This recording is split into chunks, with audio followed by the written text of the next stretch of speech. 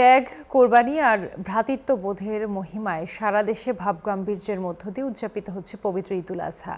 রাজধানী থেকে বিভাগীয় শহর সবখানেই মুসল্লিদের ঢল নামে ঈদের জামাতে।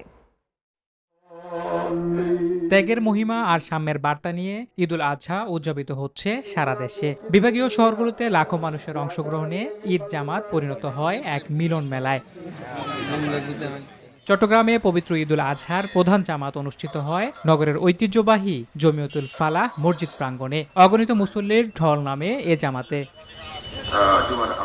রাজশাহীর হযরত শাহ মাকদুম রহমতুল্লাহ আলাই কেন্দ্রীয় ঈদগাহ মাঠে অনুষ্ঠিত হয় ঈদুল আজহার প্রধান জামাত। এ সময় কেন্দ্রীয় ঈদগাহে নামাজ আদায় করেন ভূমিমন্ত্রী মিজানুর রহমান মিনু। সব মশার বিরুদ্ধে সুরক্ষা দিতে এলো বসুন্ধরা এক্সট্রিম অ্যারোসল, মশার বিরুদ্ধে এক্সট্রিম সুরক্ষা।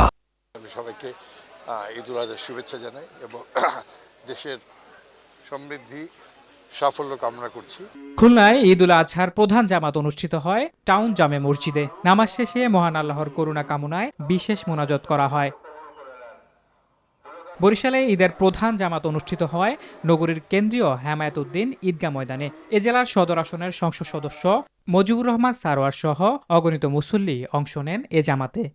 আজকে বরিশালবাসী সবাই এখানে আমরা ঈদের নামাজ পড়তে আসি। আমার এখানে মনে করছে আছে দেলোয়ার হোসেন সাইদির গল্প। ঠাকুরগাঁও সরকারি বালক উচ্চ বিদ্যালয় মাঠে ঈদের জামাতে অংশ নেন স্থানীয় সরকার মন্ত্রী মির্জা ফখরুল ইসলাম আলমগীর। আসুন আমরা সবাই আমাদের বিভেদ ভুলে গিয়ে ঐক্যবদ্ধ হয়ে আল্লাহ তাআলার নির্দেশে আমরা সবাই এগিয়ে যাই।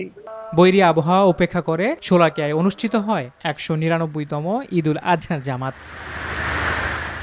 Desk report, news 24।